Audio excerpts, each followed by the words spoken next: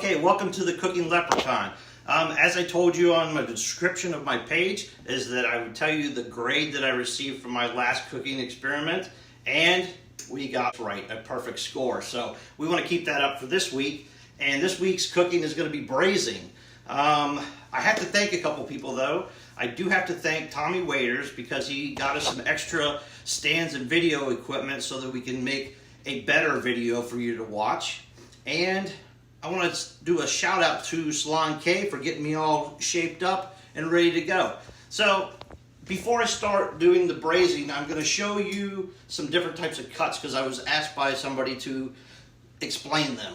I don't know if you've ever saw a recipe that said a Brunoise cut. What is that? Well, Brunoise is an 1/8 inch by an 1/8 inch by an 1/8 inch square. So it's really small. It's kind of like the size of an onion on a McDonald's cheeseburger. The other cut is a bâtonnet cut, and that is a 1/4 inch by a 1/4 inch by 2.5 to 3 inches long. And then the last cut I'm going to show you is small dice, is a 1/4 inch by 1/4 inch by 1/4 inch cube. All right, the first thing that we're going to work on is the knife hold. I know everybody has learned this to hold a steak knife. Well, it's not like that. It's actually holding it like this, and just loosely. It doesn't have to be real tight grip. All right. The next thing is the claw grip. Claw grip is kind of like this, and what you're trying to do is keep your fingers away from the knife, and you can use that edge so that you don't cut your fingers. So we're going to start with the bâtonnet cut, and we're going to cut some slices off here.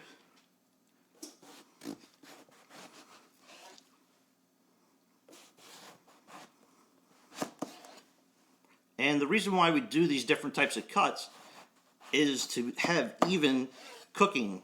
So if you have different size cuts, then you're going to have different types of cooking time, and we want to make it so that it's not different, so that they cook all even. So 1/4 inch roughly.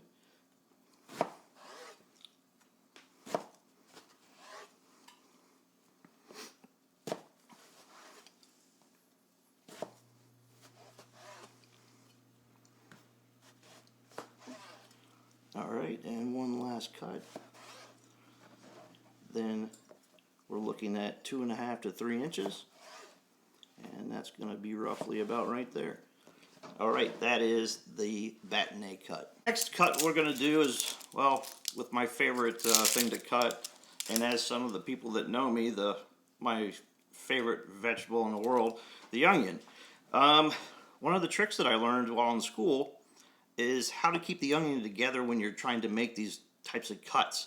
So you're going to cut off the top, and then on the back you have the root. Well, instead of cutting the whole root off, go as close as you can to that root and cut a slice like that so that you have a little bit left on there. And then we're going to peel the onion. Now I did forget my tissue, so I hope I don't cry.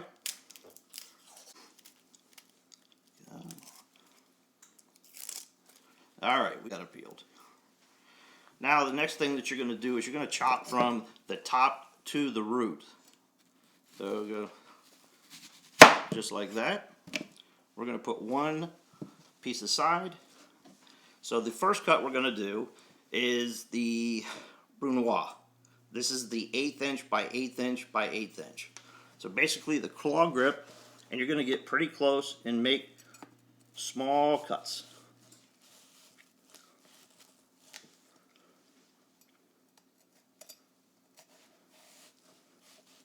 Now again, I'm not a professional, I'm a student, so it takes me a little bit longer than a professional chef to do this.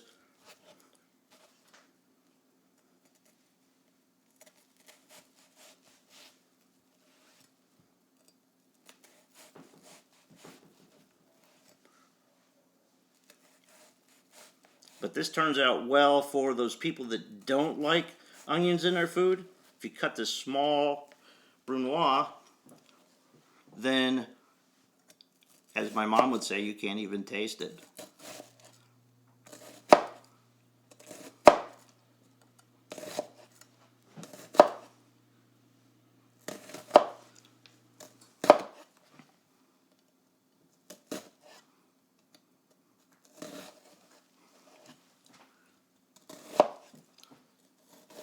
cutting these small slices on the side here, I'm not going all the way through. Because if you go all the way through, then it's not going to hold your onion. Now it's just basically, now it's cutting 1/8 of an inch all the way down through here to get the rest of the cut. So, you hold the onion together, and a sharp knife is really good for these. And one thing that they do not teach you in school is how not to cry. So if I cry, I'm going to go reach for the paper towels.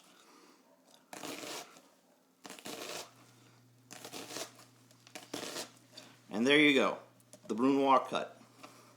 As you can see, when you break it up, they're small little pieces. Now we're going to go into the small dice. Small dice, again, is 1/4 inch by 1/4 inch by 1/4 inch. So again, the claw cut.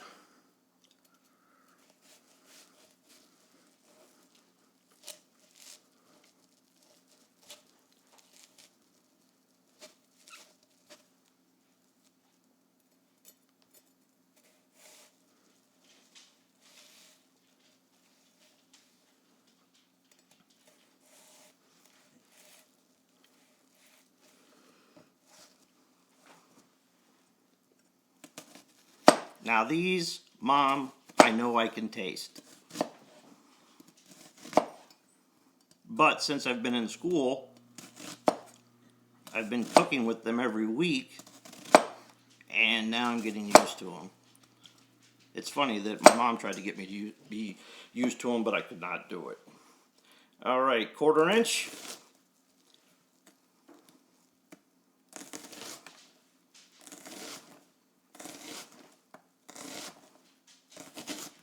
And there we have it, the small dice. Alright, I got everything cut up, and I'm going to show you what the dish is going to be after we're done. So we have asparagus, and the asparagus is just seasoned with like a vegetable spray, salt, pepper, and then we have eggplant sticks, and these are from Skinny Taste if you want to look up the recipe. And then over here we have the protein that we're going to be braising. All right, so I've got my pan on. It's been on for a little while. It's nice and hot. I'm gonna go ahead and add 2 ounces of oil. Actually, I'm gonna just put a little bit since this pan's small. And we're gonna cook in stages, adding skin down. And make sure you keep the bone in your thighs if you're using chicken thighs.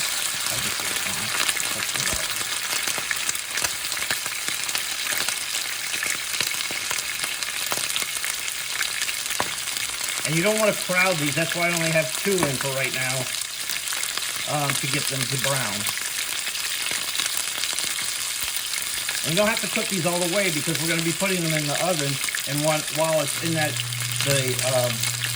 liquid that we're going to have it in, it'll cook the rest of the way. We just want to get a nice brown on it. Check these out. A couple more seconds.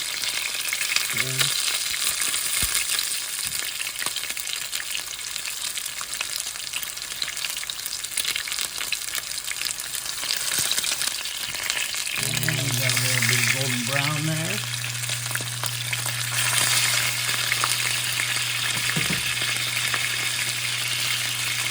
And all we're trying to do here is lock in some flavoring.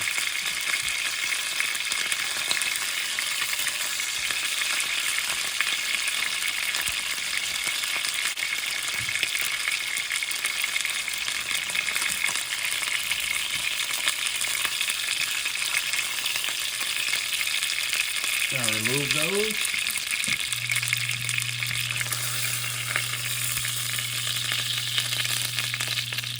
Now I'll do this the correct way, and that's away from you. See, rookies make mistakes.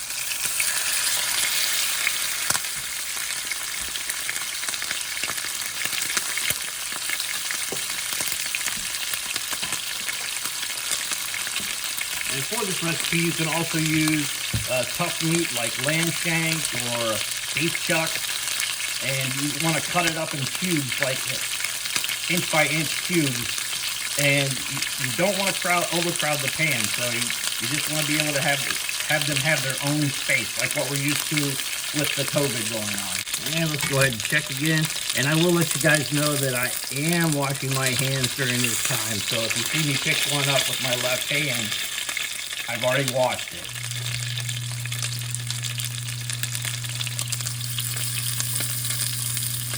I think we're going to put these over now.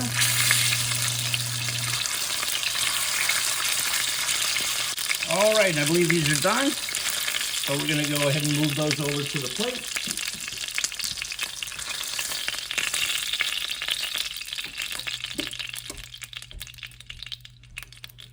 And the first thing that we're going to do is we're going to add in 2 ounces of small diced onions.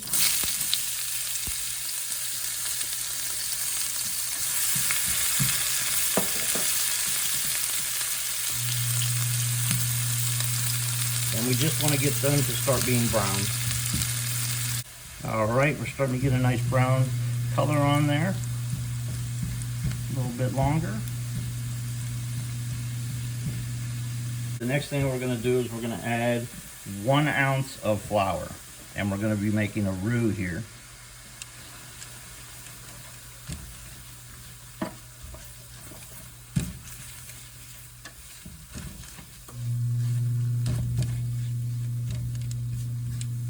Alright, the roux in there, we're going to add some tomato puree.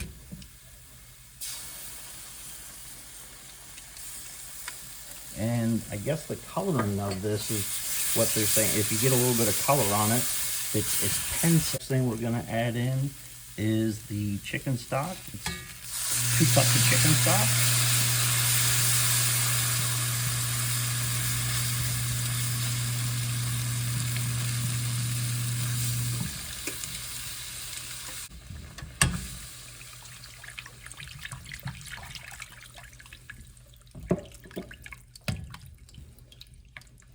Looking good. Leaf and a pinch of thyme, and then turn the heat down just a little bit. Want it just to almost to a boil. And you can see that the liquid is starting to thicken up into like a kind of like a sauce.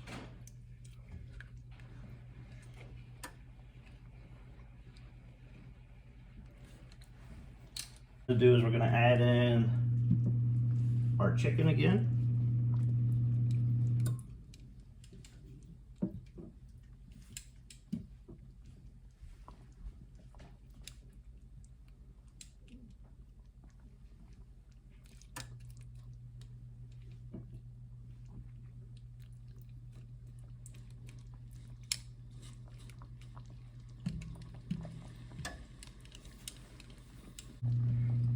We're going to cover and put it in the oven for an hour to an hour and a half. We're about 30 minutes out from the braised chicken being done, so we're going to go ahead and start our risotto. I already have my pan hot, and we're going to melt some butter.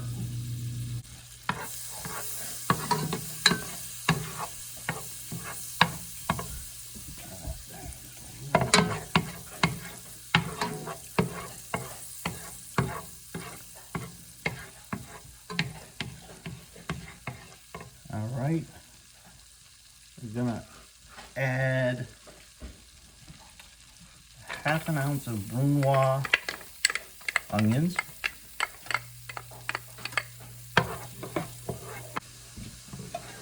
We're just gonna cook this down a little bit. You don't want to brown it, just want to make them soft.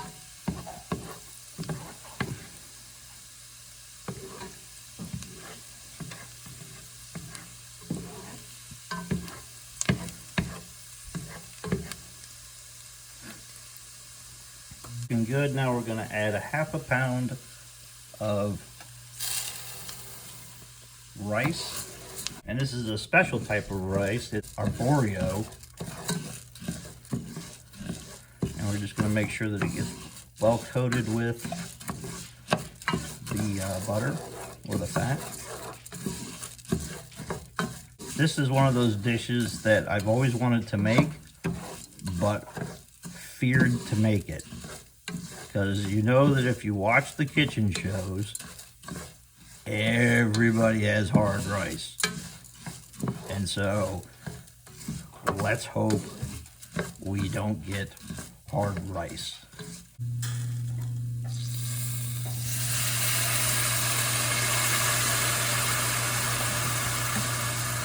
And you want to have it warm, so I have a quart of the chicken stock on the other side of the stove. Just keeping it warm for me.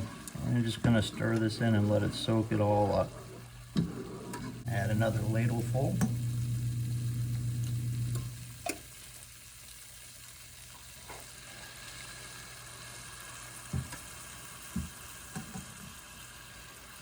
This is a time-consuming process. It's not something that you can rush. You gotta take your time on it.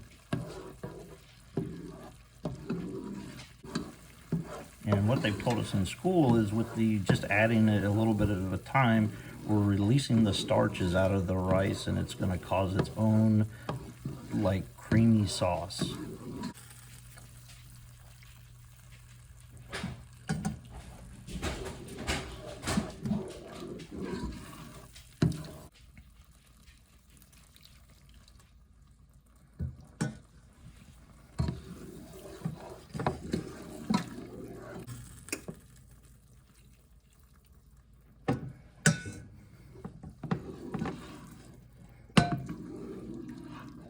Oh, while we're going through this process, I was given the authorization to let you guys know where I'm going to school at.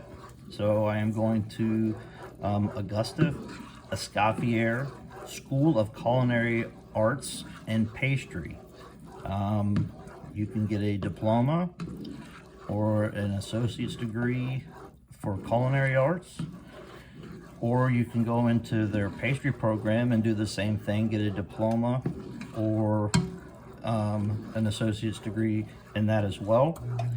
And then for the home cookers, if you don't want to go through a whole course or anything like that, they have a online program that you can pay 19 something a month, and you can take classes and you can ask chefs different types of questions and they'll answer you. So if you would like to look into that, they're www.escoffier.edu.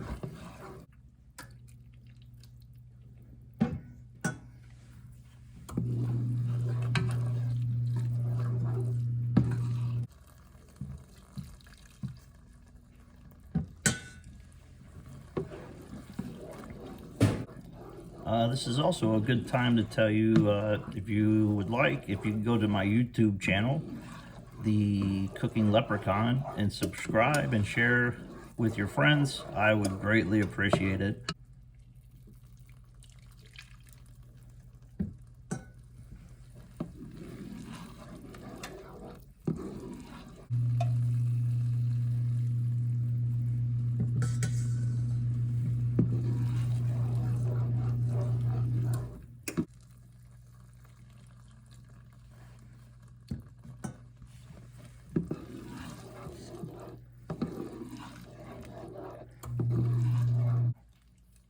It's looking good.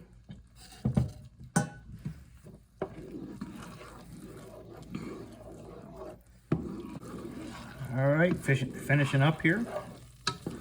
It's looking good. It's got a good consistency. It's not soupy. It's got absorbed all that liquid. So the first thing we're going to do is shut off the heat. We're going to remove it from the heat. We are going to stir in my wife's favorite thing, butter.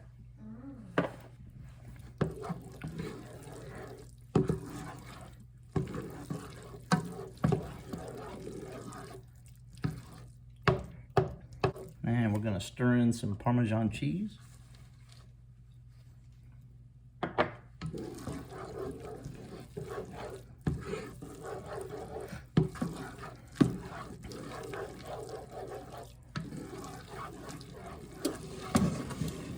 little salt to taste.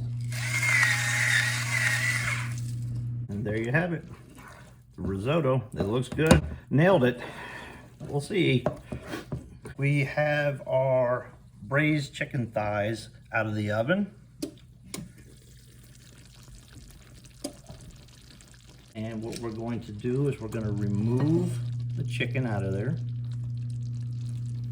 Ooh, and it's fall apart.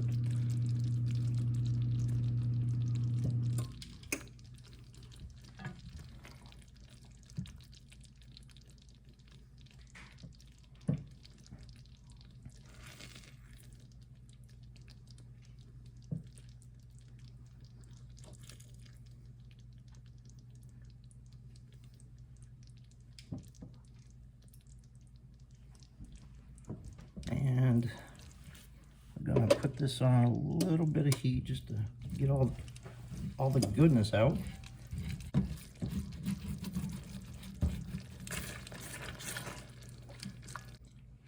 And that actually looks like it thickened up really well, so we don't need to leave it on there any longer. So we're gonna bring our protein back in there.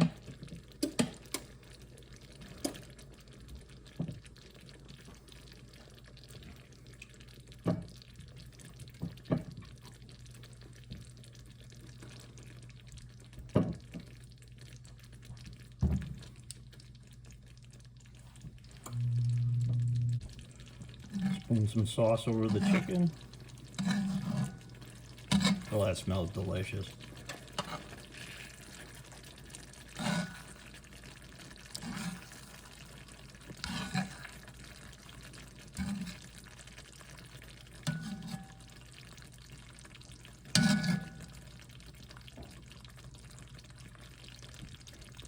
We're going to turn the heat off, and next we're going to plate. Okay, it's been a long cook, but as you can see, I finally finished it.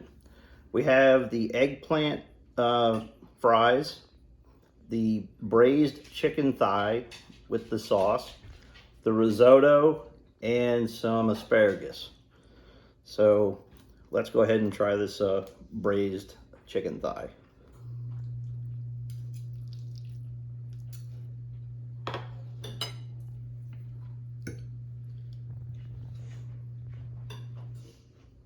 That's really delicious. Let's see the test and see if the risotto is not hard. Nope, nice and creamy. I have to salute my chefs at the Escoffier, but it wasn't double-fisted tonight. You have a good night.